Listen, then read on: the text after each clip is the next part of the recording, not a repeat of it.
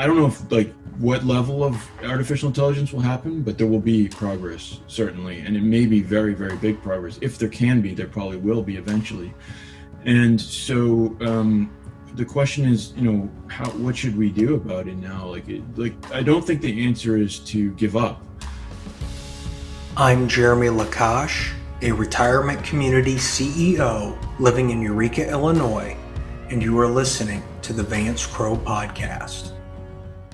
Welcome back to the podcast. I'm glad you're here. Today we talk with a man named Dr. Kenneth Stanley, who wrote a book, Why Greatness Cannot Be Planned, The Myth of the Objective. And when I read that book about 6 or 7 years ago, it changed the trajectory of my life. And for many years, Dr. Stanley and I have been in contact over email. I'd write him something that I thought, and I would always be delighted when I would hear back from him. But now that the podcast is going and it's strong and it's got all sorts of robustness and big conversations going on around it, I decided that I would reach out to Dr. Stanley and invite him onto the podcast. It turns out that he has left his role as a professor at the University of Central Florida and is now a research manager at OpenAI, an artificial intelligence company that is really pushing the boundaries on how we can get computers to evolve and learn on their own. And so what you will hear in this conversation is an in-depth but completely approachable conversation around what is artificial intelligence, where is it going, and how do we know if we have control over it.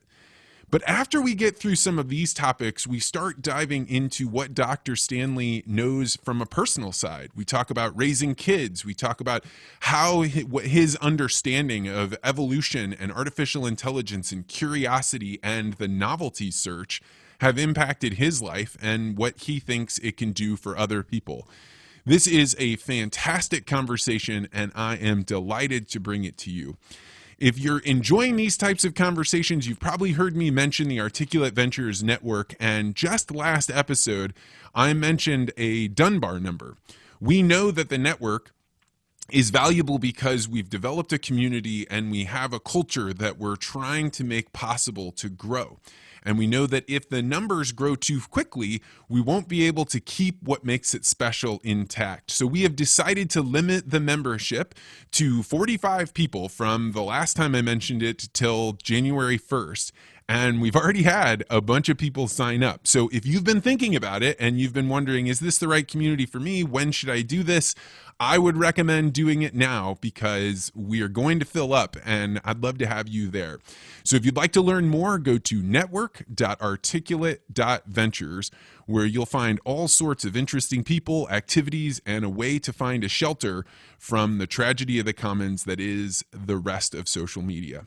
So without further ado, we are going to head into this fascinating conversation about artificial intelligence, the novelty search, and a conversation with a very interesting man, Dr. Kenneth Stanley. Ken Stanley, welcome to the podcast. Thank you, Vance. Great to be here. Man, I have never looked forward to an interview more than I'm looking forward to this one right here, and that is in no way an exaggeration, because your book, Novelty Search, Why Greatness Cannot Be Planned, sent me in a totally different trajectory in my life. And I would say there is no end to the number of things that changed because I read that book. So I have so much I want to talk with you about. Well, that is exciting to hear, and definitely makes me really glad to be here to have this opportunity. So let's start off. For a lay audience that has never heard of this concept, novelty search, how do you open this very complicated idea up to people that it's a totally new idea? Sure. So novelty search is actually the name of an algorithm, but I don't want that to be distracting. So algorithm and computer science and stuff like that, because the interesting about this algorithm, whereas most algorithms are kind of obscure things that only people working computers would think about, this algorithm actually had implications for like how you might live your life or how we might think about changing things the way that we do things in society. And that's what's I think unique about it, and probably why you're thinking this could be an interesting show. And so novelty search was about a realization that we had, which we found out because of doing experiments with certain kinds of algorithms, that sometimes the best way to achieve something is to not be trying to achieve it. So I guess that takes a little bit to digest. So just to say that again, like sometimes like it's better to actually not be trying to achieve the thing that you ultimately hope to achieve if you want to achieve it. And so this is a very counterintuitive thing. It almost sounds like Zen or something like that. But we found it to be true in a lot of experiments, at first with computers. And later we saw how this connects to actually doing things in the real world.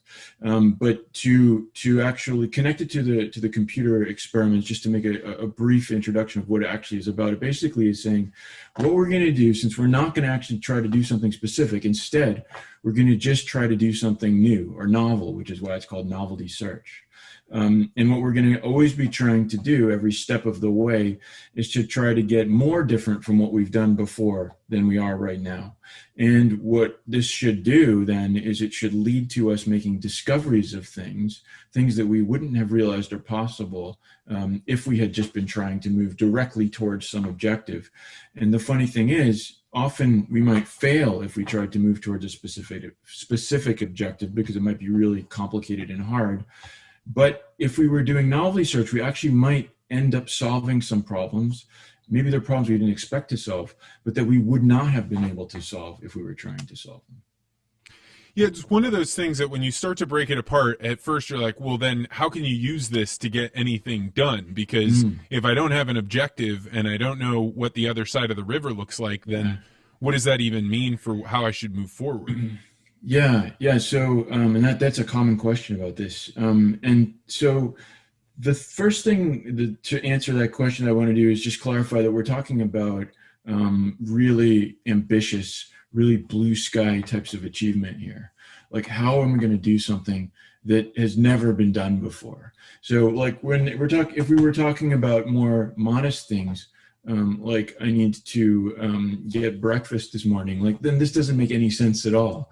Or even less modest than that, but something like we're going to upgrade this software to the next version. Like maybe for that, like that should be an objective and we'll just do it because we basically know what the steps are. But if we're talking about things that no one has ever done before, then the problem is that we have no idea what the stepping stones are on the road to actually getting that thing done. And so it makes sense if you think about it, even though at first it sounds very counterintuitive, but it makes sense that because I don't know what the steps are that I need to go through to get to this very unusual endpoint, then maybe what I should be doing is finding stepping stones, like things that might actually be useful for getting somewhere new, rather than actually trying to get to this point because I actually have no idea, I have no roadmap towards how to get there. So when you think about those big blue sky ideas, like some of the ones that were interesting from the book are like, how do you make a robot walk, or how do you teach a robot to figure its way out of a maze? But then how does that actually get applied? Right. So those are examples where we actually ran this computer program or algorithm to try to solve those problems using this principle. So the program was actually not trying to make the robot walk. Instead, what it was doing was it was saying, okay, here's a robot, and I'm going to try to control it to do something it hasn't done before. And what was interesting was that even though the concept of walking is nowhere in that formulation, eventually it just stumbles onto the idea of walking anyway, because if it keeps on trying to do new things, eventually to continue to do new things, you have to actually start walking. And that's just to make a general statement about a more general kind of principle, which isn't just about algorithms, which is that like many things are like this in life in general, and also in the history of discovery, like human discovery or human invention. So like getting away from like computer programs and teaching robots to do things, like something, it's like a concrete example from history would be sort of like the invention of the computer. Like if you wanted to create a computer and it was the year like 1800 or something like that would be, you have no idea what to do first. What should we do if we want to build a computer? Well, what's funny is that people were during that century actually playing with vacuum tubes, and they were getting more and more sophisticated with those vacuum tubes. But they weren't doing it because they were trying to make a computer. They were interested in these vacuum tubes for totally independent reasons. And yet eventually it turned out that you needed vacuum tubes to build the first computer. So the thing that was needed to make the computer was built by people who were not trying to build computers. And this principle just occurs over and over and over again in the history of invention and discovery. And in fact, what's interesting, even more crazy about this, if you really think about it, if we had gone back and found the vacuum tube scientists who were like looking at these vacuum tubes and exploring them, and we had said to them, you know, like, you're kind of wasting your intelligence here. Like, maybe what you should be doing is trying to build a computer. Like, why are you playing with these electrical experiments when we could be building this amazing thing that would like totally revolutionize the world? And if they had actually taken that up, we wouldn't have vacuum tubes, but then we wouldn't have computers either. So it's like, it was important for them not to be trying to build computers in order for us to eventually build computers, which is just a more real world kind of illustration of this principle.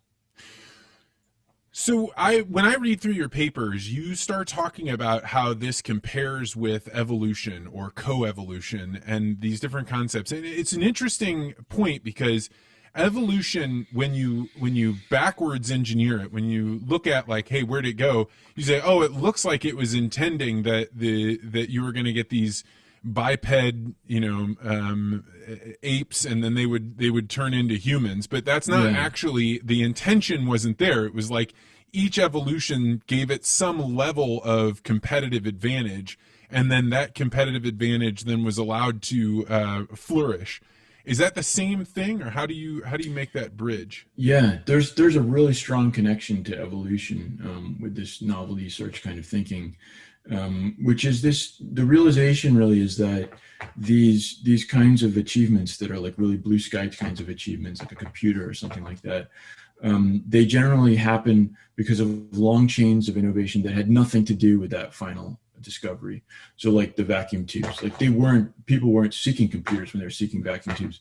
And actually we see this principle in evolution, maybe most starkly, that the stepping stone organisms that led to some of the most amazing discoveries, like say the human brain or human intelligence, there was no way that you could predict that this would lead to that. And in fact, the reason that this appeared had nothing to do with that final thing. So like, to give a more specific example from evolution, there's an ancestor of ours, which is very, very, very far back, but it's a flatworm.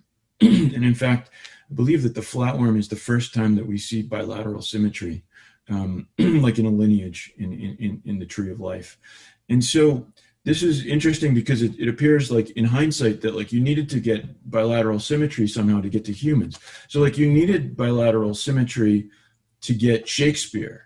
But like, if you were looking forward, that would be preposterous. You wouldn't say, well, we need to get bilateral symmetry. Like of all the things, maybe we should be administering IQ tests or something, but not going for geometric symmetry. Like that doesn't make any sense. But the thing is, if we had thought that way and said, oh, well, maybe we were like a master breeder, like back in the days of flatworms, we would just like kill off the flatworms. We'd be like, this has absolutely nothing to do with what we're interested in here. And yet, so the reason, though, that the flatworms were preserved is because it didn't care about human intelligence at that time. It wasn't trying to do that. And in fact, that's kind of the explanation for why all of the amazing things in nature exist, because none of them were the goal, which is a really interesting thing to think about, because we do tend to think about processes of discovery as being goal-oriented. But if you think about the greatest process discovery at all, which is probably the evolution of all of living nature, this one run of something that produced everything that exists that's alive, that was not trying to produce any single thing that ever actually came into existence. And that's actually the explanation for why they exist. Because if we were trying to produce any specific thing, then all the things that led to that thing we would have eliminated, because there's no way we could predict that they actually lead to that thing. So it's very important, basically, to keep an open mind. I've been wanting to ask you this question about, have you read or heard of this book called The Three Body Problem? I did. I read that. Someone told me I should read that. Yeah. It seems like it's a book that's like perfect for you. But then as I'm thinking about it, there's a key function in the book that is actually the opposite of what you think, because without giving away any of the details, it's essentially an alien race that is facing the way that these three stars are completely unpredictable as to when they will rise on this planet at the same time. And if you have one star, it's a stable period. If you have two, it burns up everything. If you have three, it's complete chaos. and they keep running a simulation saying, what could we do to get past this? And but they're trying, like in, I think this is your phrase, like a fitness landscape, where they just keep going for like, what would be the one choice we could make that would be different, and they have to just keep running it again and again and again because they can't figure out how to beat the three body problem. Yeah, that's interesting. There is a connection there. Yeah, and other people have pointed that out to me. Yeah, which is why. Yeah. So as a researcher, so you're in artificial intelligence, you were at the University of Central Florida, and now you're at OpenAI.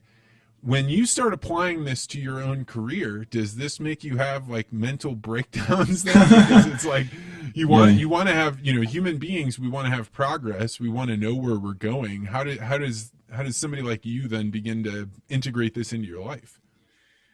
Well, it's true that it sounds counterintuitive, but the thing about this kind of idea, this principle, is that it always seems counterintuitive, but then if you really think about it, it actually makes sense.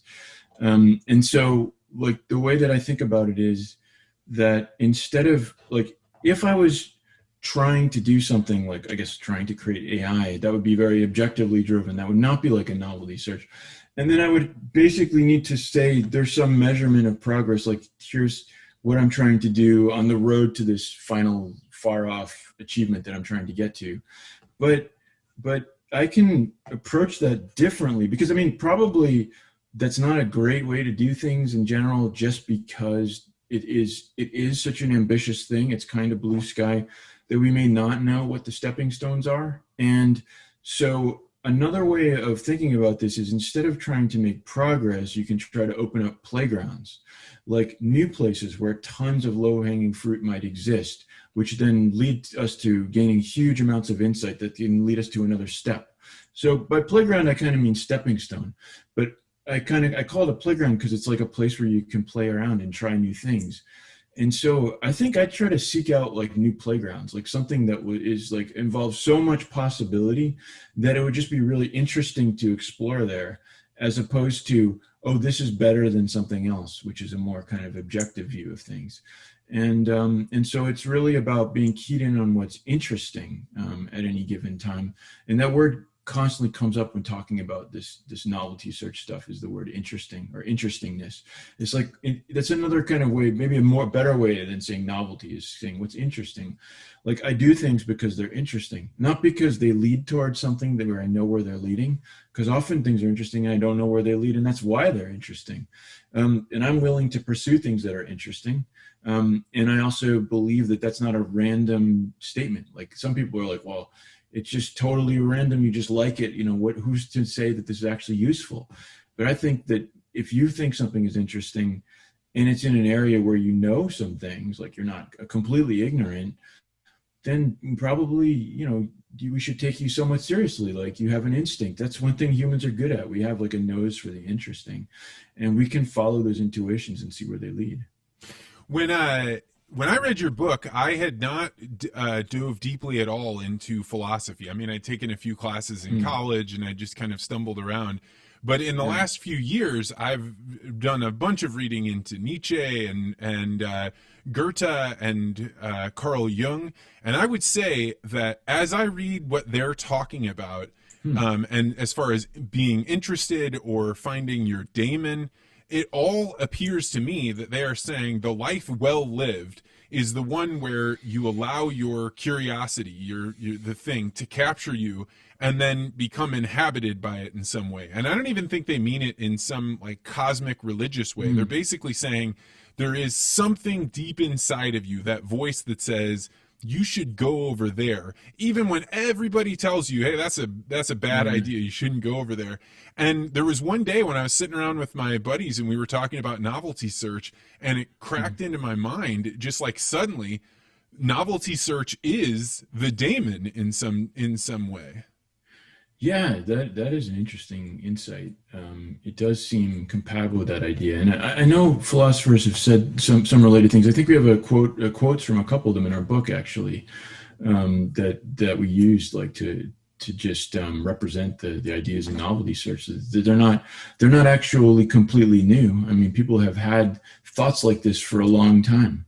that there's this kind of liberating way to free yourself and just pursue what you feel deep inside is the right thing to pursue.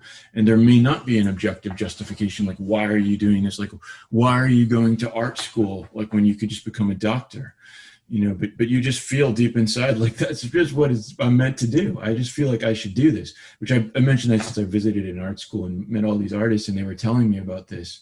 And how the book made them feel better because they couldn't objectively justify, like, to their parents or their teachers, like, why are they going to art school?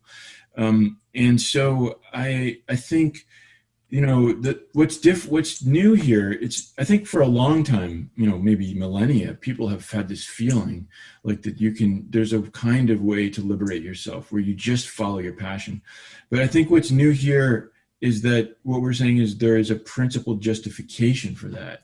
Like, it's not just some kind of fluffy, I'm not saying that they're being fluffy, these philosophers are sophisticated, but it's not just philosophy. Like, we've got experimental evidence of why this does lead to more interesting discoveries.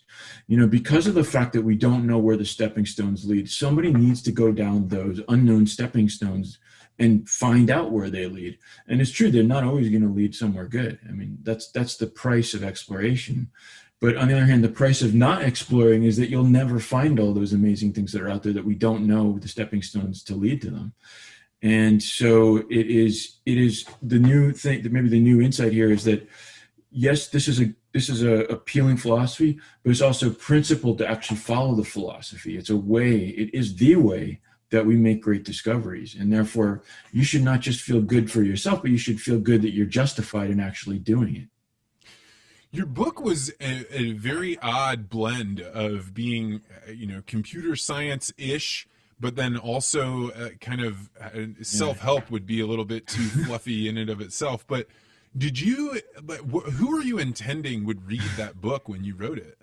That's a really good insight. The book is like that. This was a real struggle in writing the book, like that we wanted to reach like a really broad audience, but I was also worried about watering down the argument. Like, there's a scientific argument in there, which is based on these computer experiments.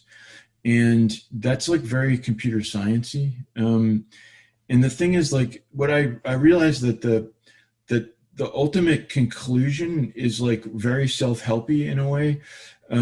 But that on its own, it's just like one of a million self-help kind of books. I mean, it's just going to be go follow your passion and do what you really want to do. Like, good for you. Here's a pat on the back with this book.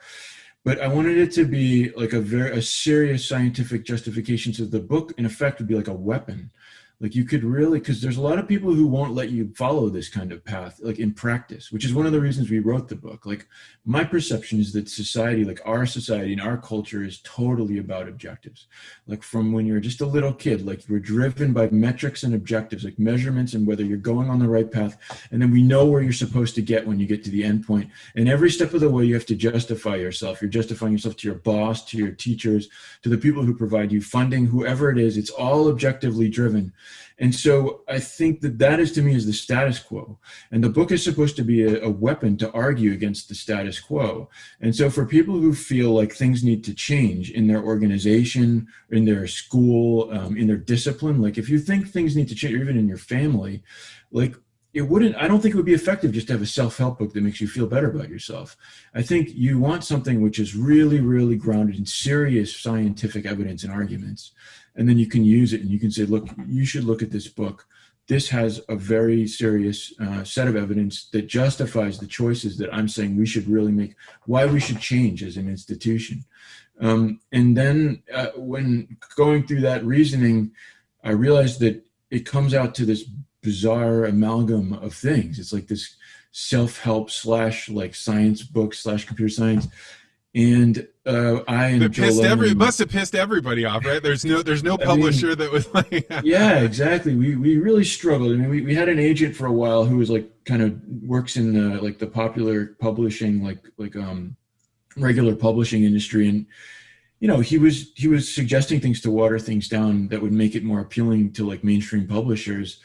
But then I was like, I felt like that's like selling out in a way. I mean, nothing against the agent. I mean, he was a good agent. I mean, he had good suggestions if he wanted to do that, but I just couldn't bring myself to water it down, because I just wanted it to be like the definitive argument. So it turned out to be a not very well positioned from a marketing perspective. It's like it's not really appealing to anyone in particular, any demographic really. It just is the argument that we wanted to make, Joel and I, and we tried to make it as like palatable as we could. But obviously there was some compromise there. Man, to hear you describe it as a weapon, it makes me so happy, because that is exactly how I use that. Awesome. Because I was in a situation, so I was working for Monsanto, which, to the wider world, they think the Monsanto is an evil corporation. We want nothing to do with anything that they have to say or do or anything. And the company itself is like, we have brought forward technology that has revolutionized things. We have scientific endeavors here that would blow you away. We have even Nobel Prize winning scientists that have discovered things. Why does everybody hate us? So the company was totally embattled when they hired me, which was the only reason they would do something like that. And I got in there and very quickly found out that if I was going to play the game by the rules that everyone else played the game by, I was certainly going to fail.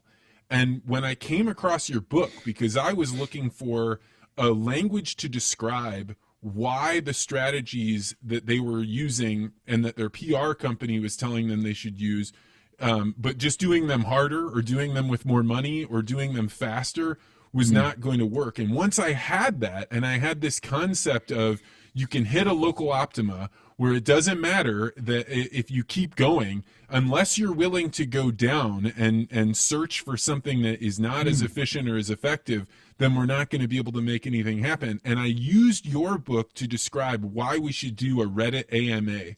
And like at first, the whole corporation was like, no, absolutely not. Fortune 500 companies don't do this. And a long story short, like I got one put together, and we did a science Reddit AMA. And from that, it was run at about a month apart from when our Super Bowl ad ran. And it turns out that the Reddit AMA captured more people's attention for longer than a Super Bowl ad that they had run. And so it was like demonstrable, bang, like, okay, now we can do something that's totally different. And when they asked me, why do you want to do this or what's going to be the outcome? I'm like, I have no idea. I think we'll find somebody on Reddit that will think what we're doing is interesting.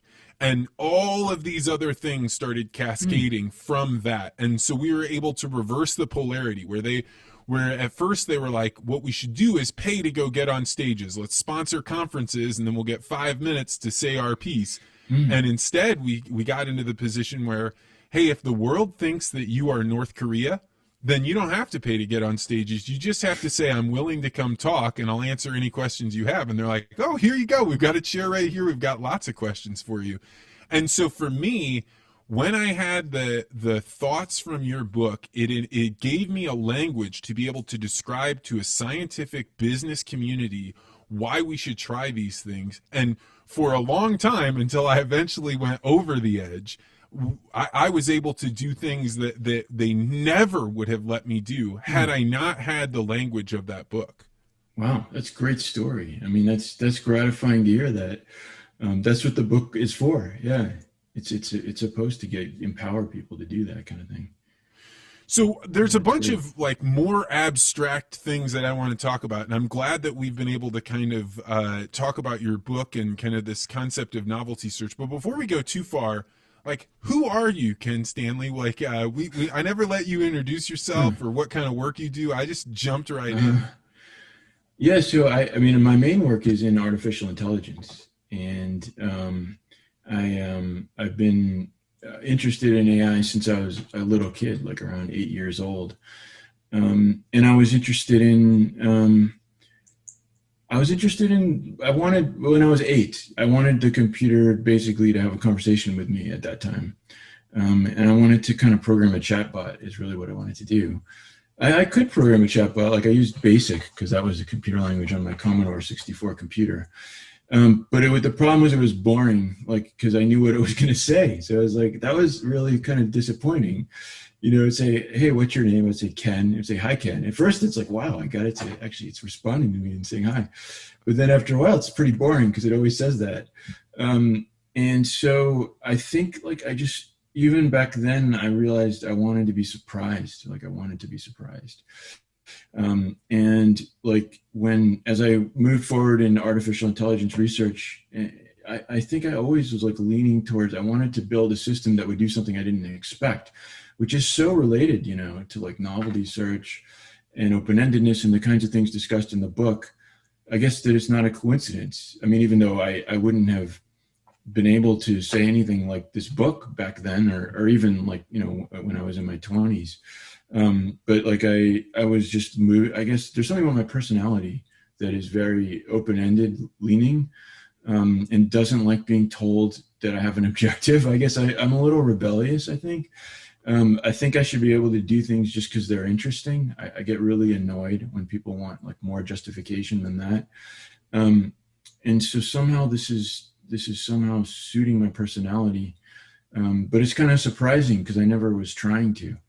It's just like a coincidence that like we eventually discovered some kinds of technologies that seem to justify my way of thinking anyway. Maybe it's not actually a coincidence. When was the first time that a computer did something that surprised you and you had to go and say like, whoa, how did you do that?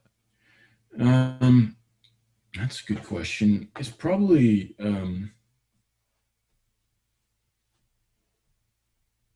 like experiments with what you might call artificial evolution, or they call it evolutionary algorithms. I started getting interested in those in grad school, and it was at the University of Texas at Austin. And in those, you're basically doing like breeding on like artificial brains that are controlling things like characters in some like you could think of it like a video game. And then quickly things start happening that you don't necessarily expect, which is probably why I was so drawn to them. Like, because they tend to produce surprising behaviors that you wouldn't expect. A lot of the time they're like loophole exploitation.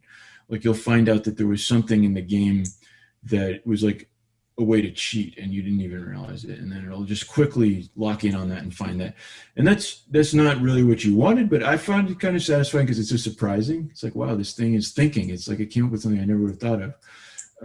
So yeah, there's actually recently, I think Joel led a paper that has like dozens of authors, like my co-author Joel Lehman from the book, but it was a paper about like the surprising creativity of digital evolution. I think it was called something like that. But it has like a huge like laundry list of surprising things that happened in all these different experiments that different scientists did. So it's a kind of technology that tends to produce a lot of surprises. Just like evolution on Earth is very full of surprises.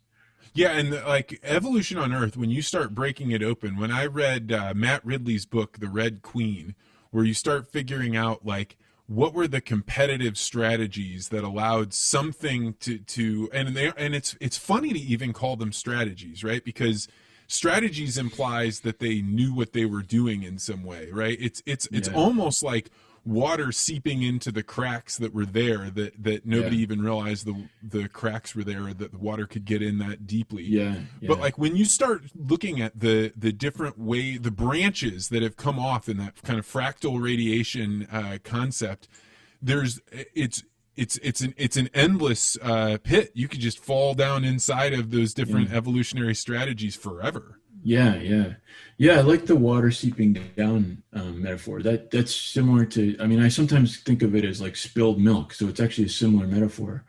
It's like, if you spill milk on a table, it will just go everywhere it can go eventually, unless there's a barrier, but otherwise it'll go around the barriers. And so that's kind of more what I think. It's like basically what evolution is doing is just showing every possible way there is to make a life, or to make a living. And all the things that could be eventually will be if you wait long enough for the milk to spill. And so it's revealing, it's like a revelation of like the search space of what's possible gradually over eons. Like it's just going to reveal what's possible. And that's an open-ended process. Well, and weeds are fascinating, and insects as well when you're talking about crops, because as soon as you come up with a solution to be able to stop them, then they find some way out of it. So I oftentimes when I would go out and talk about pesticides, and you would say, well, okay, if you don't use pesticides, let's say you just send human beings out there and those human beings pick the bugs off of the plants. Eventually, and it doesn't take very many generations, maybe 2 years, you start finding that the insects will begin to look more and more like the plants that they're at, because those are the ones that the human beings didn't grab. So they had some slight variation of green that made it so it looked like a leaf, so you couldn't spot it. And weeds do that exact same thing. As soon as you find something that can spot them, then they're going to find a way to wrap around that in some interesting, unique way. Yeah, that's the milk spilling around the barriers there. Yeah, that's interesting. So when people hear this concept of artificial intelligence, I think most of them think of it as like either weird sci-fi or a legitimate threat to human beings. Like they're going to outthink us. And so it's a little bit like, letting loose a nuclear bomb or something into society. How do you think about the beyond your curiosity? Are you worried about letting something loose that will eventually transcend us? Yeah, I think we should be worried about it. It can have really good effects. It can have very negative effects. It's really, the bottom line of it is it's just like completely impossible to predict. Like we have no real clue what it's going to do to us. And the thing is, it's probably going to happen. Like that's unfortunately the case. Like, I don't know if like what level of artificial intelligence will happen, but there will be progress certainly. And it may be very, very big progress. If there can be, there probably will be eventually. And so, the question is, what should we do about it now? Like I don't think the answer is to give up.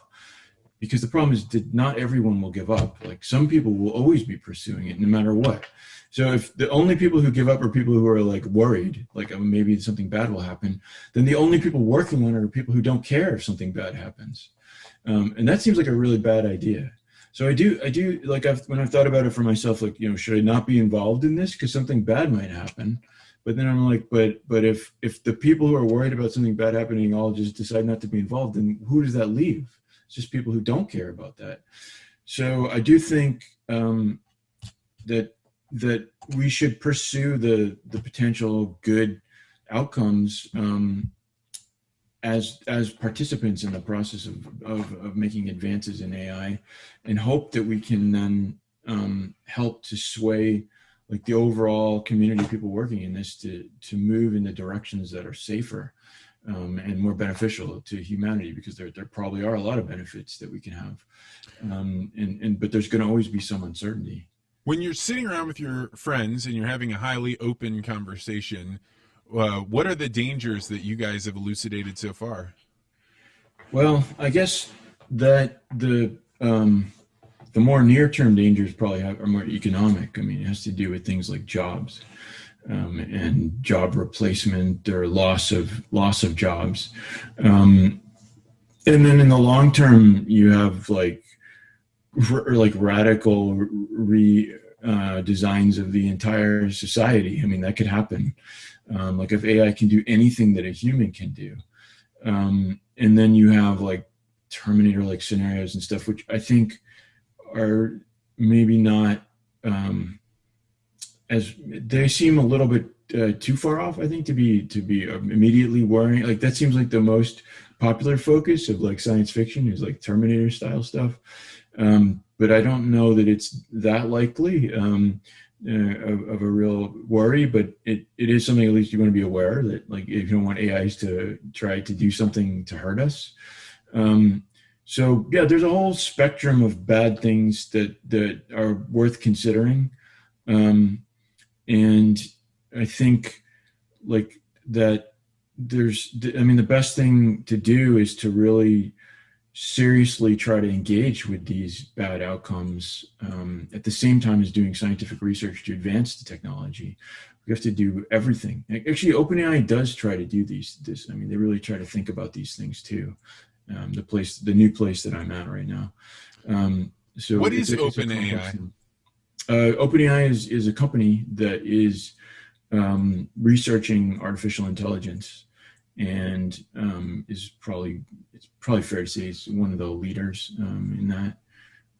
And so their interest is to actually have the benefits of this technology go back to humanity.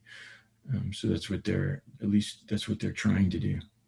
So I think one of the weird challenges about AI and the dangers of it is that it could be like, the metaphor when they say the cells double every, minute.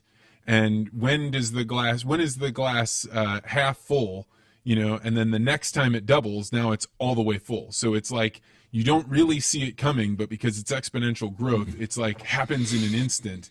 And that's the part that to me is a little bit freaky about AI. It's almost like you could get to a point where you don't realize you've gone to the point of no return, and now it's increasing its ability so quickly that we can't even fathom it. Yeah, that is a kind of puzzling aspect of it, is this like potential to just kind of jump out at us when we may not think it's as close as it is. And that means we have to be ready to anticipate that. And we have to try to estimate how far that is by understanding how these kind of exponential processes work, and then be out ahead of it, hopefully, before that actually happens. I mean, obviously part of it happening is us. Like we're actually the ones making things, so we can try to slow ourselves down, but you can only do that so much, because again, there's always somebody else who's willing to jump in and actually do the thing. Just because you stop doing it doesn't mean someone else is stopping. So it is a bit of a race, I think, to get out ahead of this. But we don't know when it's really going to happen, obviously. I mean, it's still speculation. And so when you think about the positive sides of AI, what comes to mind as the major benefits? Well, I think one thing is it can replace a lot of the most dangerous types of jobs that human beings have to undertake. And so maybe all these places where humans risk their lives, in theory, machines could be doing it instead, and that's nice. It could help with ensuring that certain kinds of resources are always plentiful for us. If there are things that where different parts of the world are under-resourced in different ways, maybe in terms of food, you're more of an expert than me, but AI can come in there and actually provide the labor and the logistics to actually make things available that need to be available. And so also I think in creative endeavors that we can imagine, and this maybe is less essential or important to our well-being, but it is still important. I mean, creativity is a big part of like who we are. Like if you think of art and music and stuff like that.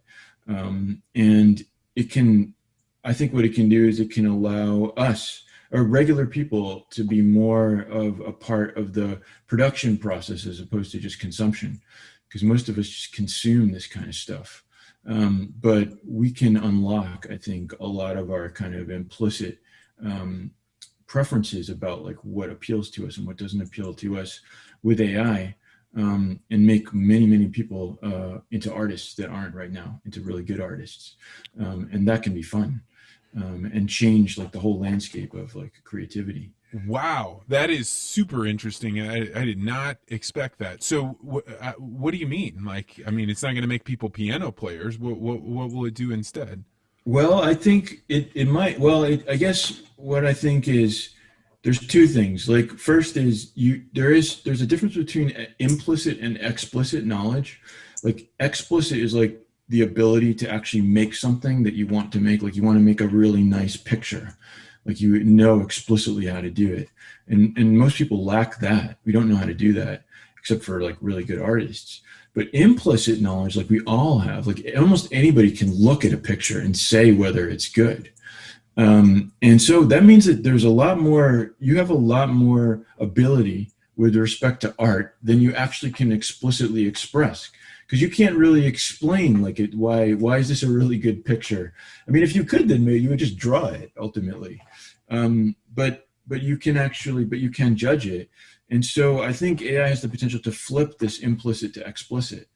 like, because there is that knowledge inside you. And so if we could get it out of you, elicit it in a way that then it could be converted into actual explicit stuff like art, then we could actually create the things that you think are good, that really are about you. They're actually a form of self-expression. The other weird thing is just that you might have some explicit abilities, but you don't have the right context to actually express them. So like, you might be able to hum a nice tune,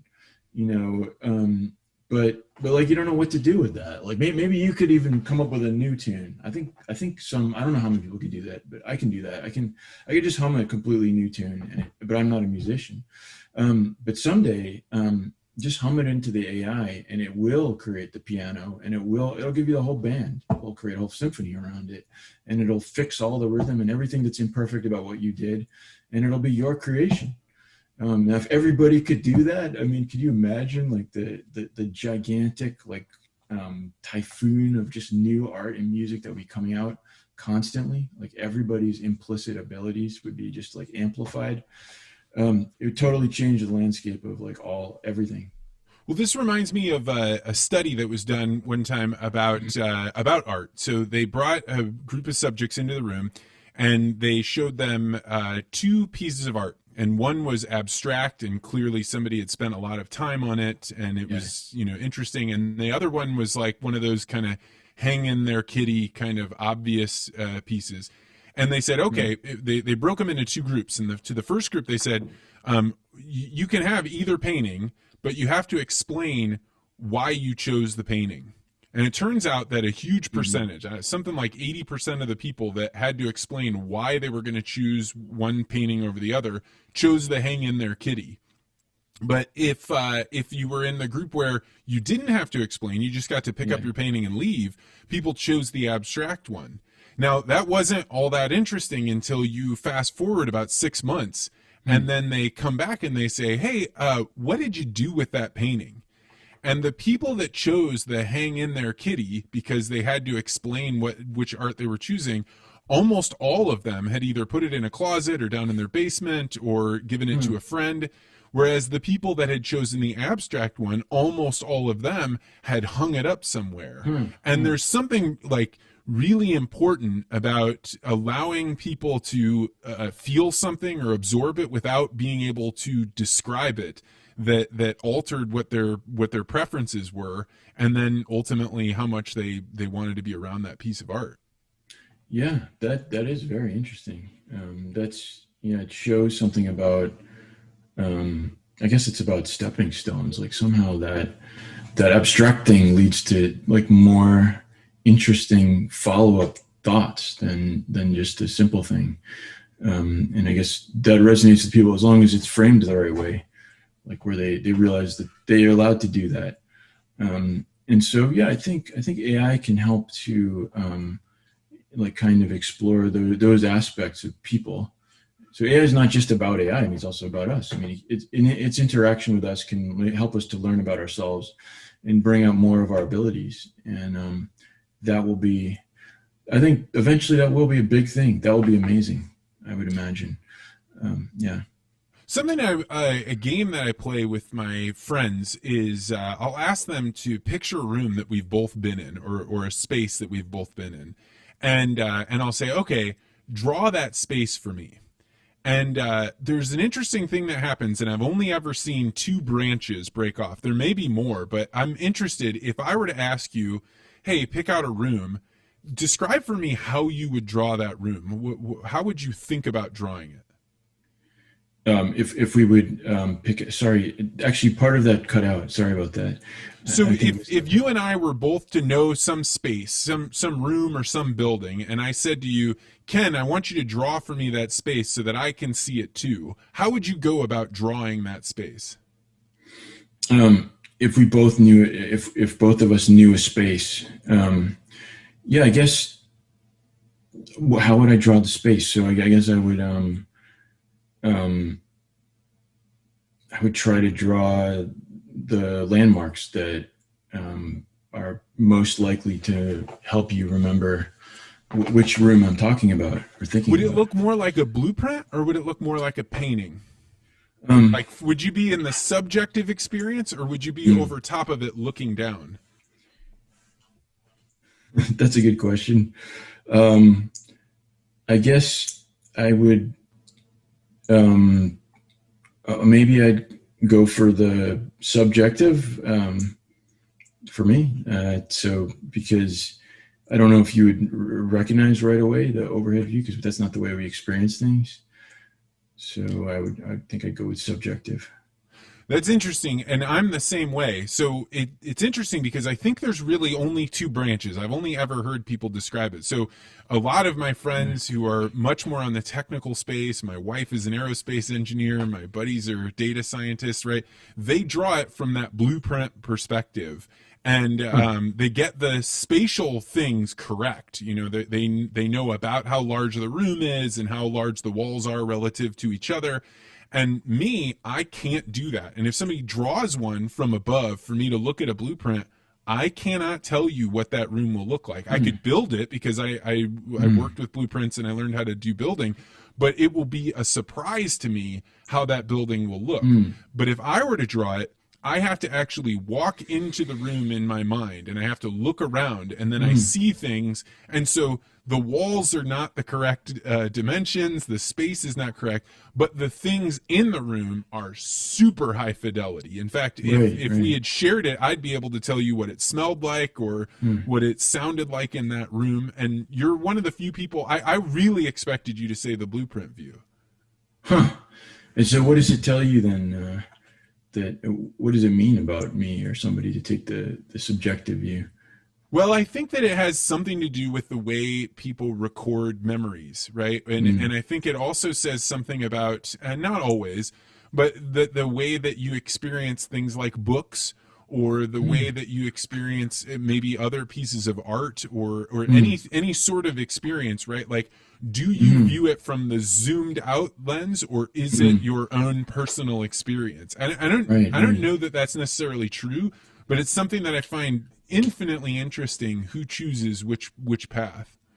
Yeah, I mean, it probably does tell you something about people's view of the world or how they think about things. Yeah, maybe it is partly a subjective versus objective type of distinction like that. Yeah, I don't describe things objectively. Ultimately, I just think about the experience itself.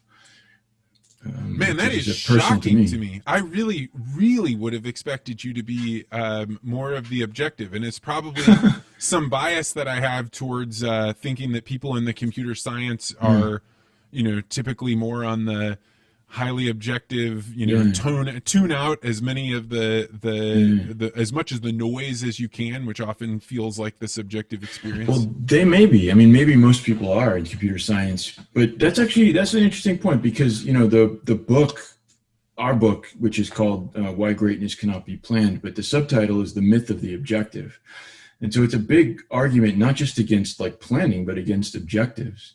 And now there might be at first it might seem like this is a different kind of objective. Like, okay, there's an objective in the sense I'm trying to achieve something. So that's my objective versus an objective view of reality.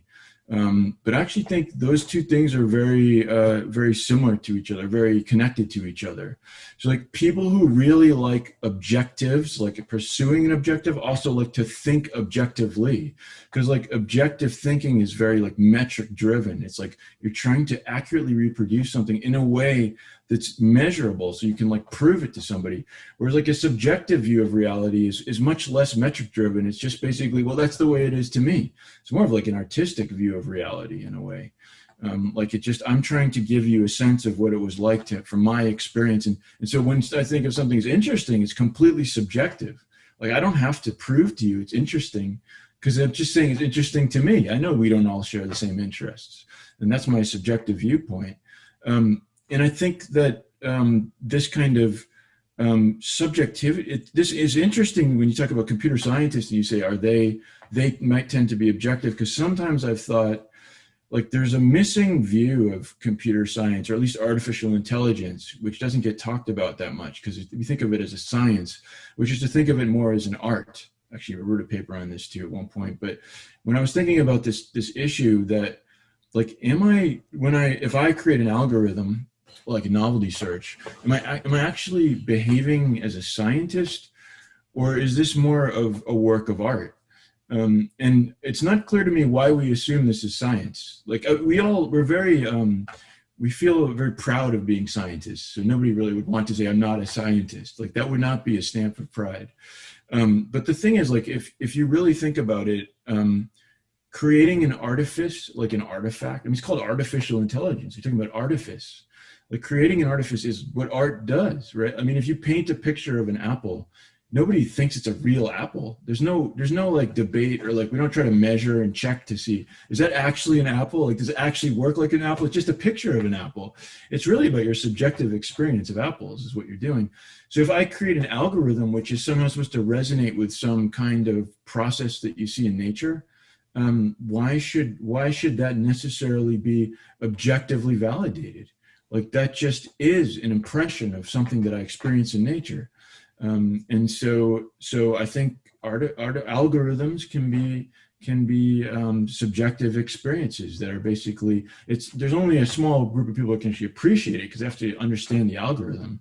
But it could just be like a work of art that you're just trying to express a feeling about something, like a process in nature. I mean, man, that really hits home on so many levels for me, not least of which is I have no point to a conversation, right? And I think like one of the things that my friends and even my wife struggle with is they think like, if I'm going to start this conversation, small talk is painful because there is no point to it. I'm not trying to get something out of it. In fact, I'm trying to get past that point in order that I can begin the process of figuring out why it is that we're communicating.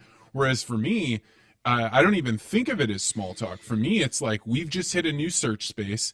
Mm-hmm. And the beginning part of it is for me to discover something that you're going to say that I didn't anticipate. And as soon as I hear you say something I didn't expect, bam, that's where I want to go. That's the playground, so to speak. Right. Yeah. That is kind of a novelty search. And then you're just trying to find something interesting, something new, move the conversation to a new region. And that's true that someone who's very objectively inclined would maybe be hesitant or unsure where you're going, or why are we going in this direction, or what are we trying to do?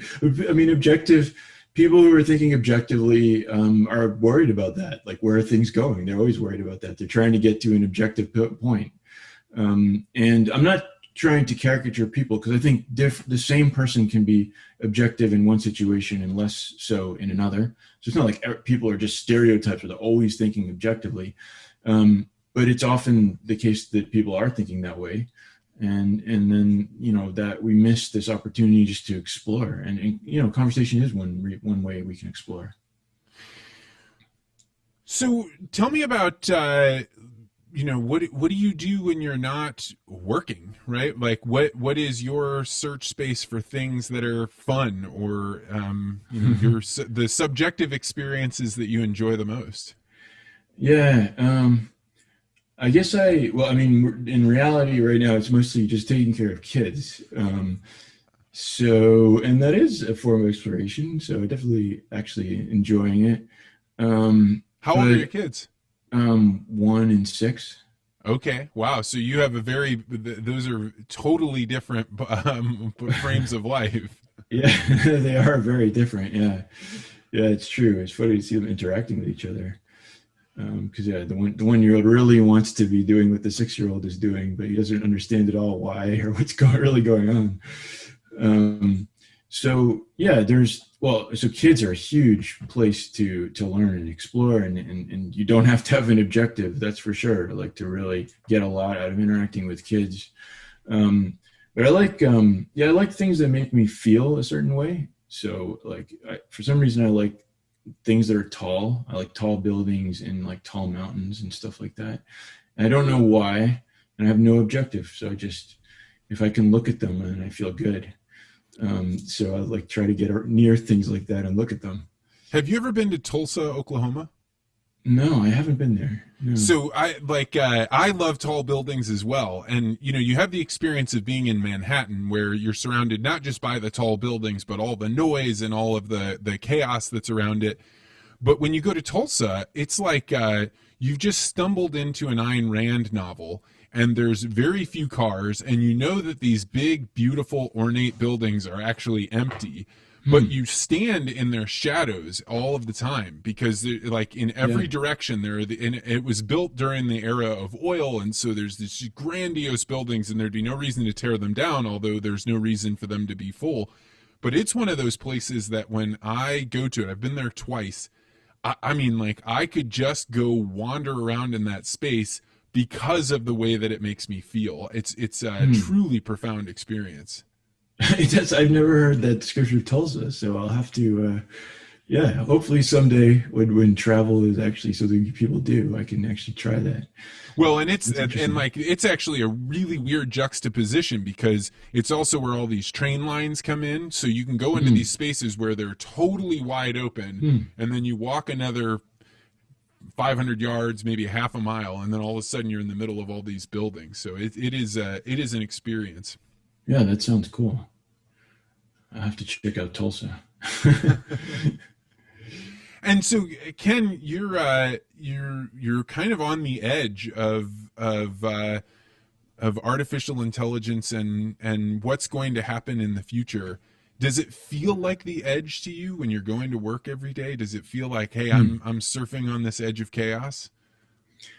Yeah, I think that I do. There's some feeling of the cutting edge, or like where change is happening, or like right at the border where we don't know what's on the other side. I mean, that's there a lot, and yeah, that's fun. I guess that is exploration. I mean, you want to be near that border to find something new.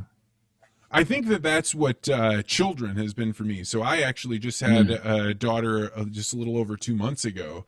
And for me, it's I came to the realization that if you're expecting that you can be paying attention to something else, and then when the interesting thing happens, you can turn your attention to it. So like scrolling through Twitter, for example, and then be like, hey, when you smile, then I'll pay attention to you. You miss actually all of the thing about it that's interesting, right? You're watching this little baby flap their arms as they're trying to connect. I'm excited, but how do I then move my hands and arms around in that thing? And it's been, I was not expecting parenthood to be this edge of chaos, and it 100% is for me. And I realized that the only way it feels like surfing is if I put everything else down and pay attention to this thing. And that's been a fun experience for me. Yeah, and congratulations. That's true. That the parenting is, or kids, I mean, they're just basically something is profound about it. So it's true that like it's very short and you could miss it if you're paging through Twitter or something like that. Although sometimes it's hard to pay attention because, like, you know, honestly, it can sometimes be boring too. But then you miss these moments that are really, really interesting and special too.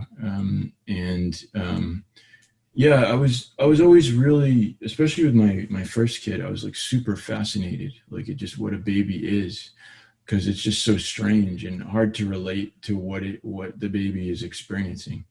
Like it's just for it, everything is totally new, and it's almost like not human in a way. Like it doesn't share any of the shared experience of humanity, and it doesn't know anything.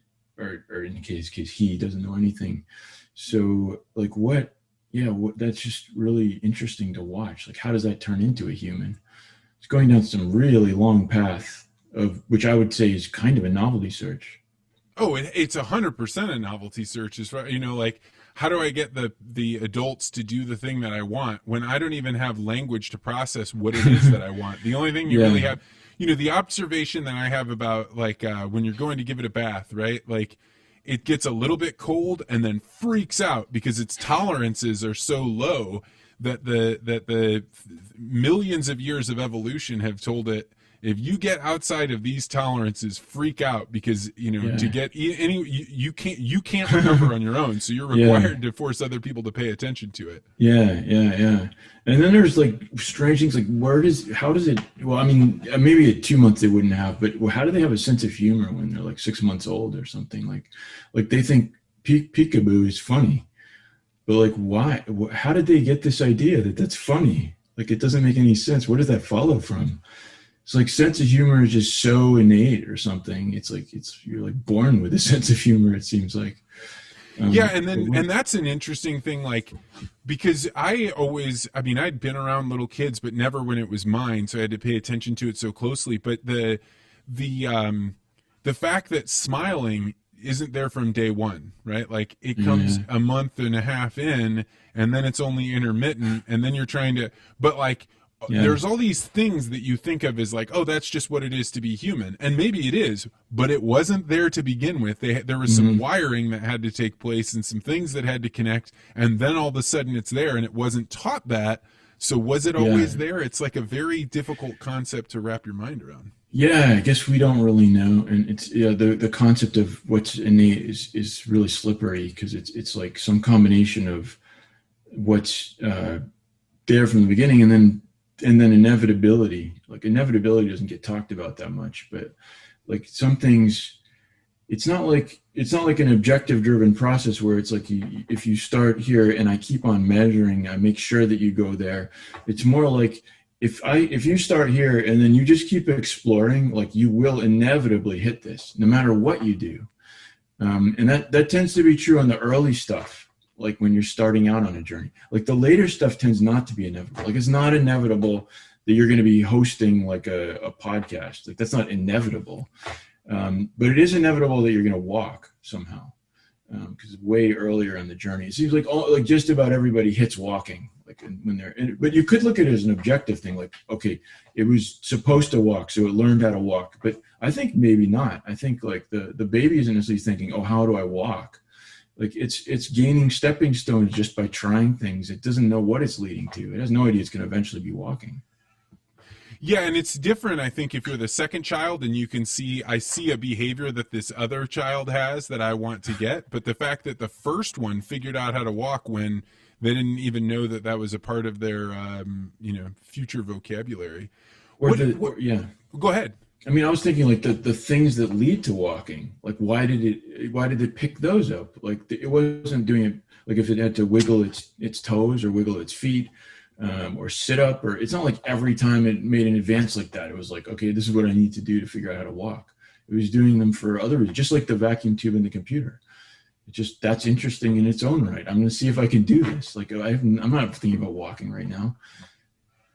Yeah, and then there's this also, like, when you add in the layer of parenting, there's this weird thing, and I think we used to live in communities much more, so you'd be surrounded by children, you'd have been watching them be raised, you'd have a sense like, I don't know why we sing this song or play the Itsy Bitsy Spider or do the This Little Piggy Went to Market, but that those things ended up helping guide the child.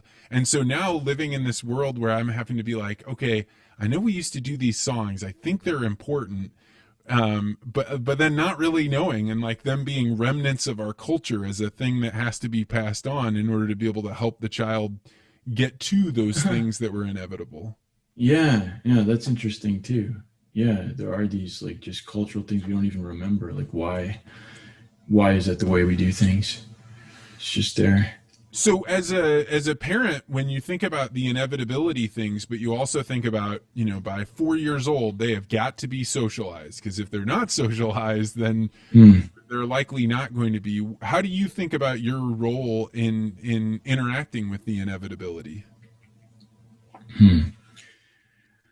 Well, I guess it's the thing is, well, that's a good point. Yeah, like, I guess some things are more inevitable than others, I guess I would say. Like it's true that even walking is not truly inevitable. I mean, if you did something horrible, you don't let the kids sit up for the first 2 years of life. Like, maybe it won't learn to walk. So like, there has to be some reasonable conditions around, like the expected conditions. Like, especially like if you don't talk, like it won't learn any language, obviously, if no one ever talks. And so yeah, like when it gets to more complex, higher level things like socializing, I think, yeah, things get a little less inevitable. Like, there's still some things are still kind of inevitable, but it's a continuum. It's not like it is inevitable or it isn't. There's just a degree of inevitability. And so like complete social deprivation probably means that some things that normally are inevitable won't happen, and you're going to have real problems. You try to give them like some of the like reasonable experiences, I guess, that you think help it to climb those stepping stones and discover those things for itself. And as you're imagining the world that your children will go into, what do you think you will guide them towards, such that they'll be resilient in a world that may be filled with artificial intelligence that can outcompete them on every domain of intelligence? Yeah, well, that's a really hard question because we don't really understand that world at all. We're not. I guess I don't think we're preparing them for that. I mean, we as in like anybody. I don't think we're preparing our children for that world because we don't know anything about it. We're preparing children for a world where other people are in control of the world, and so that's sort of how we understand the world that they're entering into. Like there's no training or there's no experiences to help them get used to dealing with artificial intelligence. Like I don't know what to do with them. We should build the artificial intelligence to accommodate us, hopefully, so we don't have to be accommodated to it. But it's just that world is so exotic and different that I just don't know what to do about it. I have no idea. I don't know what it's like at all. Are you and then I'll relent on the parenting questions, but it's something that fills my mind. I'm very curious about how other people handle it. But how do you think about things like computer screens and the amount of time children spend in these spaces where so much of their learning is instituted through electronic means? Yeah, I mean, I think right now it's really hard with the pandemic to really be principled in addressing that issue because it's just like required for certain things. So right now I think you just have to compromise. Like there's going to be some screen time no matter what your particular beliefs are. But I guess in general, yeah, ideally I think the ideal would be to not be completely saturated in screen time. I guess my intuition is that like being around actual physical stuff is good for you mentally. So hopefully a significant part of your time can be in that. But I also don't think I'm not like a super purist. Like I don't think it's like horrible to have some screen time either. I don't think that's terrible. That's I kind of think that things work out. I mean, I'm not a child psychologist, so I could be completely wrong, but I kind of think like as long as there's a generally reasonable amount of normal experiences, like things will probably work out okay. So I'm not super worried about it. But I do think that like you want for mental health and you want some amount of like natural experience. Like that's how we evolved. Like we're part of the physical world and that's probably good for us is my guess. One of my favorite questions to ask people is, I call it the Peter Thiel paradox, which is, what is one thing that you believe that almost no one agrees with you on? That's a really interesting question. Let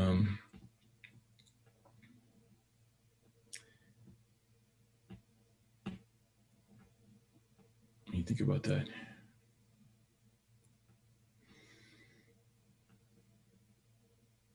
Okay, well, I can name one thing. I don't know if it's like the ultimate thing, but like that I think that we should eliminate standardized testing as a way of helping to improve the school system. I guess some people say more about that. That's very interesting. Well, actually, now I think some people probably do agree with that, so I'm probably not the only person that thinks that, but there's a lot of people who disagree with it. At least the way the government certainly disagrees with that. So yeah, it's related. I mean, it's in the book. It's related to the novelty search principle, but like the education system is like a really big, ambitious problem. Like the way these other problems are that I'm thinking about that like we can't approach objectively. So it's something where like we want every child to get to some threshold level of educatedness, and that might be way past where most kids are getting today. Like a lot of people are behind where we wish they were. And so this like overarching question of like, how do we get everybody up to that threshold? Is sort of an objective question. Like we're saying, that's our objective. All the kids can do this amount of stuff. And so it's very natural then that the next thing we get is all these standardized tests to measure against the objective. So here's our objective, let's measure it. And then like, if they're not making progress, then there's something wrong with that school or something like that. Let's like eliminate that or do something else. But the problem is, just like all super hard problems, all ambitious problems, we don't actually know what the stepping stones are that lead to like all the kids in the country getting above this threshold. We just don't know. I mean, if we did, we would just follow those stepping stones. Obviously, we would just do it. And obviously we don't know because we never succeed. And so it's actually naive to think that that somehow an objective-driven metric like a test like this, a standardized test, is going to be the solution to this problem, because all problems like this, and this actually, we didn't discuss this much, but this is a big point in the book and with Novelty Search, is that all very hard problems are deceptive. And deception means that the stepping stones that lead to the solution to the problem don't resemble the problem itself, which is, again, like vacuum tubes and computers. Like if you're making progress in vacuum tubes, it doesn't look like you're making progress towards computers. Like you wouldn't think that you're like closer to actually, you know, like this Zoom setup that we have right now because I have a new vacuum tube. But actually you are getting closer. You just don't realize it because it's deceptive. And on the other hand, there's another kind of deception, which is that you can seem like you are making progress, but actually you're just heading towards a brick wall. And that's often the case. It's like you can make a few inches of progress, but actually you need to go miles, and all you're really doing is just heading towards a brick wall. And so, of course, like any really hard problem is deceptive. That's why it's hard. It's basically the definition of hard. If it wasn't hard, then it wouldn't be deceptive because we would know how to get there, but we don't know how to get there. That's the whole problem. That's why it's considered a problem. And so if you have some simple objective metric like a test, like a standardized test, then you're basically ignoring the fact that it's probably deceptive. So it may seem that you're making progress for a while, but you will hit a brick wall. You will hit a dead end inevitably because it's going to be deceptive. And then what? Well, then, like, you have to back up, which no one will want to do ever. So they'll just create more tests, test. But sometimes you have to go down before you go up, you know, and that's just not acceptable to us when we think about education and standardized testing. But really what you need is not going down and going up is really the point. What you really need is diversity. That's the real problem here, is that like, we don't know what works and we don't know where things that work because it's probably there's no universal solution to every single situation in every school system. And so we need a diversity of approaches. We need a diversity of innovative approaches, like things that we haven't yet thought of. And diversity just does not flourish under conditions that are objective. Like if everybody has to be going up in score on some particular test, then there cannot be diversity because some degree of risk-taking means that some of these test scores are going to go down, but that's not allowed to happen. So you don't get any risk-taking, so you don't get any diversity. And then the other thing that you need in order to make progress on a really deceptive problem is you need to have communication. So like if there's a lot of diversity, and so people are trying different ideas, we need to be exposed to each other's ideas. So I need to find out your idea and find out how it worked in the context that you're in, and then compare it to my context. And then maybe I'll think of a new idea based on that. That's a stepping stone. So basically, I need to be exposed to the potential stepping stones. One blanket standardized test, I mean, the word standardized tells you it's just not diverse. It's the exact opposite. There are no stepping stones in that world. Everybody is lockstep on the exact same road at the exact same time. And so all diversity has been flushed out of the system. All innovation is flushed out of the system. We will never solve the problem. Oh man, I completely agree. I probably would have on its face been like, yeah, I agree with you. Standardized testing is not great, but I wouldn't have had that way of thinking about it. Ken Stanley, I have taken up so much of your evening. Man, this was a great conversation. It did not disappoint. Thank you so much for joining me, man. Thank you, Vance. Yeah, this was great. Really enjoyed being here. And if people wanted to learn more about your work or find out about your book, how would they go about doing that? They can find my book you can look up Why Greatness Cannot Be Planned. You can find the book online. And in general, for my work, you could just Google my name, and you'll find actually my old page at the University of Central Florida, which has links to a lot of my publications and stuff like that. Or you could find me through Google Scholar. So you can find me online pretty easily. Yeah, your Google Scholar page is a wild ride of fun. I was just perusing it earlier today. That's fun to hear. Yeah. Ken Stanley, thank you so much for coming on.